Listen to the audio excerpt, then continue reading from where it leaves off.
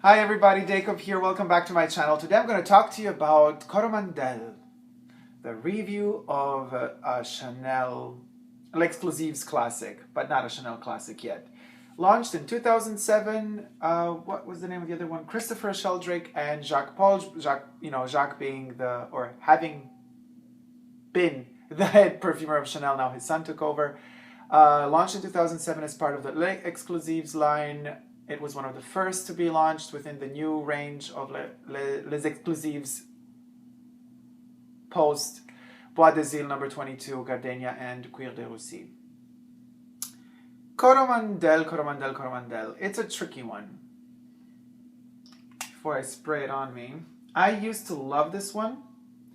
And let me tell you. First, let's actually do a bit of notes. Top notes, we have neroli, bitter orange, citruses.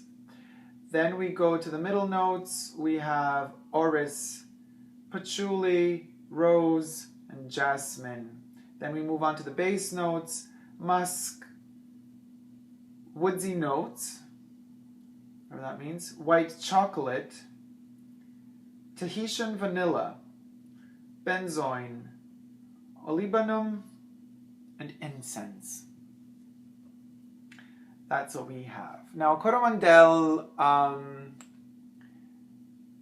these are kind of lacquered, like wooden plates that Coco got from China back in, I don't know, 16s, 20s, whenever, and fell in love with them and filled up Rue Cambon 31, her private apartments, with Coromandel screens, which can still be seen by the few lucky ones who get a chance to visit her apartments in Rue Cambon 31 in Paris. The smell of this perfume to me does not recall the Coromandel plates at all. Maybe because I have a different vision of Asia than of the Orient in general than the makers of this perfume did or do have. I said before it's tricky. Why is it tricky? Because it's an easy perfume to love. When you discover the range, I don't know, are there 14 by now or 13 exclusive perfumes, L'Exclusive by Chanel? When you have the entire range in front of you, and for those who have never smelled any one of them, you start trying out the different ones. Of course, this one pops out immediately because it's so different from the other ones. It's much more intense and aggressive if you want, and it's much more different than any other perfume out there, really. And that's why usually Coromandel is the one that sticks out the most with everybody, and that's why usually people go for this one as their first L'Exclusive perfume. Again, other than the original four from the 20s. And it also happened to me because I was so surprised by this,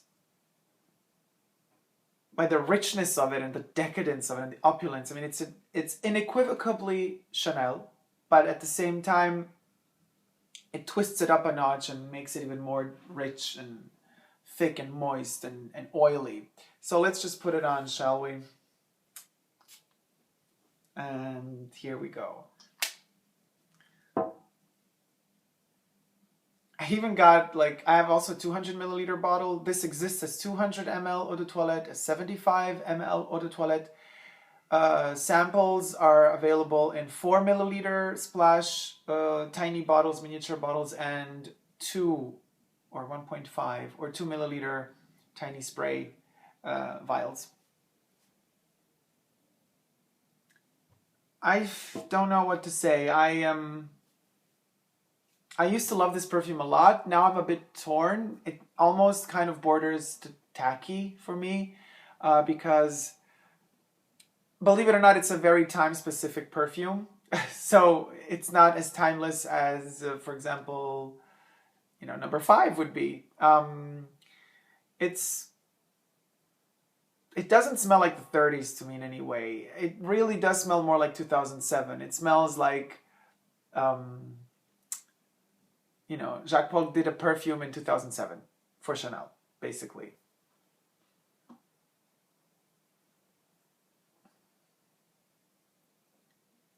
And I smell out aldehydes, I smell out chemical stuff.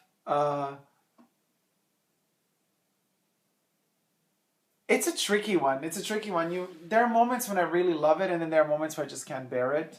And I right now I can bear it. It's okay, but coming spring and summer, this is not the right perfume for spring and summer. This is more for autumn and winter, because it just is so hot and warm in itself.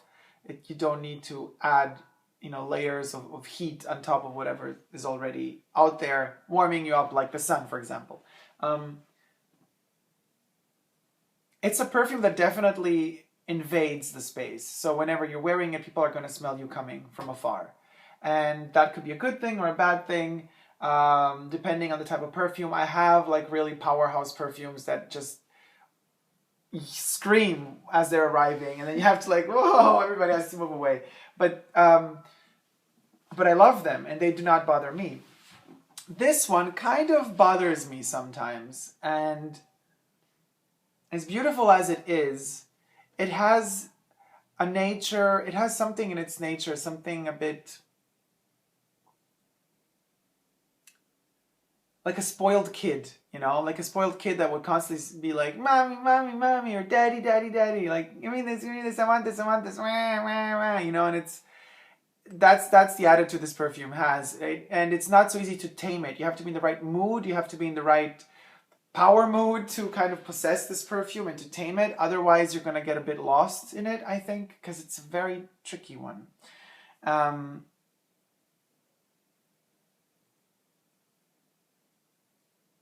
It's sweet in a way, it's oriental in a way. It takes it quite a long time to develop and go down into the base notes, to go down into the incense.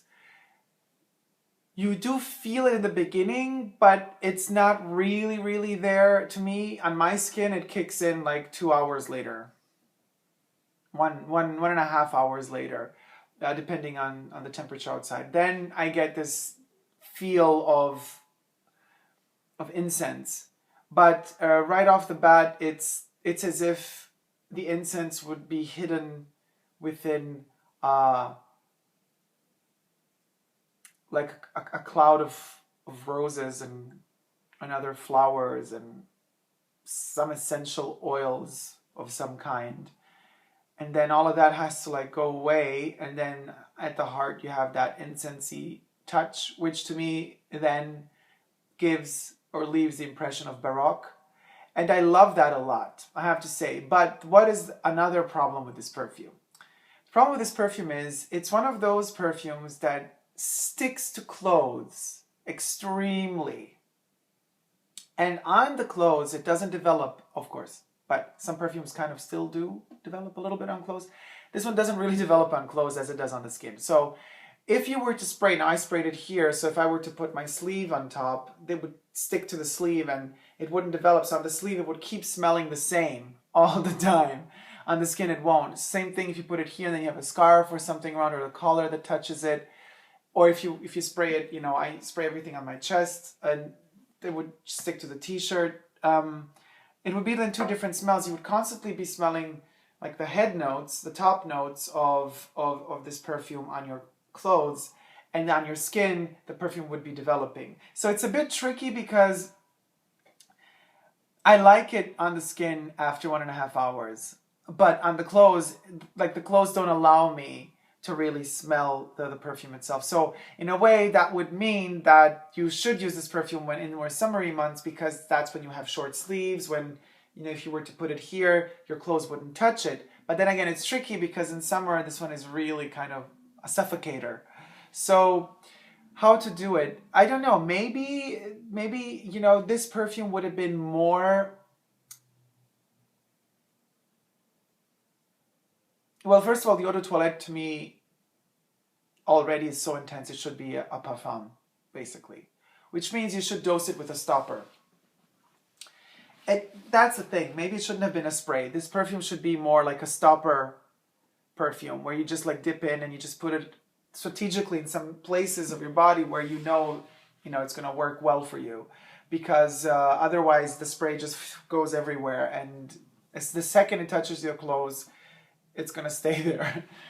So, I mean, it's about taste. I know there's a lot of really, really, really positive and great reviews on Coromandel out there. And don't get me wrong, I love it too. Otherwise, I wouldn't own the bottle or the two bottles. But it's just really tricky. It's like a love-hate relationship with Coromandel. I have to be in an extremely good mood. I mean, mind you, I bought this bottle back in 2010 or 2011.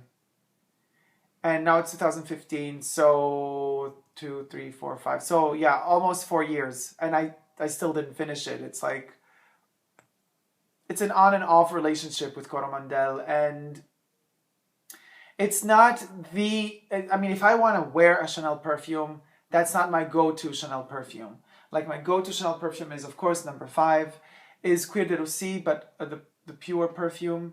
It's Sycamore. From the newer ones, it's Coco Noir, pure perfume, Bel Respiro, the Eau de Toilette, they only have Eau de Toilette, and also I like very much Misia. So kind of those would be my like go-to perfumes. Of course, also Egoiste if I'm more in this kind of cinnamony, as we said it. Oh, by the way, Lanier Smith, my dear. Now, for those of you who do not know Lanier Smith, and I mean, everybody who loves perfumes knows Lanier, I have to say, you know, when we were talking about the cinnamon and the Chanel and the Chanelaman, I loved it. So everybody check out Lanier Smith, please do, because his reviews of perfumes and cocktail recipes is the best in the world. I'm curious to know what your opinion is on my opinion on this perfume, but I'm sure you'll let me know, hopefully, in the comment section below there. And I don't know. I mean, Lanier, you tell me what you think about Coromandel. I personally love it and I hate it. It depends. It's like ticking, tick, tick, tick, tick. You know, sometimes it's a happy mood, sometimes it's not a happy mood. Yeah, so I was just saying Egoiste. Egoiste reminds me a lot of Bois d'Azil, as I already said in another video, in my review of Egoiste. And this one has a reminiscence of it as well, in a way that Chanelaman we were talking about. It's in here somewhere. It's somewhere in there, hidden very well, but it's there. So I would definitely say, you know, Bois d'Azil, Egoiste, and Coromandel kind of belong to the same family, except this one has more the acidity that the other two don't really have. As far as lightness goes, the lightest one is Bois d'Azil for me, the Eau de Toilette form. And then we step it up a notch with Egoiste, and then we step it up 3,000 notches with Coromandel. So at the end of the day, I would say if you're going for Coromandel, just be very sure what you're doing. Because if you just discover the exclusives line, of course you're going to smell this one out the most because it's different from all the others. All the others have some sort of leitmotif going through them that unites them. This one kind of takes more time to understand what unites this one to the others. So be careful. Yes, you're going to be mesmerized by it in the beginning, but be careful because try to give the other exclusives also a chance, even though perhaps in the beginning they don't smell as potent and special as this one. Because you might end up using the other ones much more than this one, because this one is very demanding. It's a dictator of a perfume. So take care, everybody. Thank you so much for watching. Give me a thumbs up on this video if you liked it. Leave me comments in the comment section below, and you know, let it grow. Let the community grow. Take care, everybody. Bye.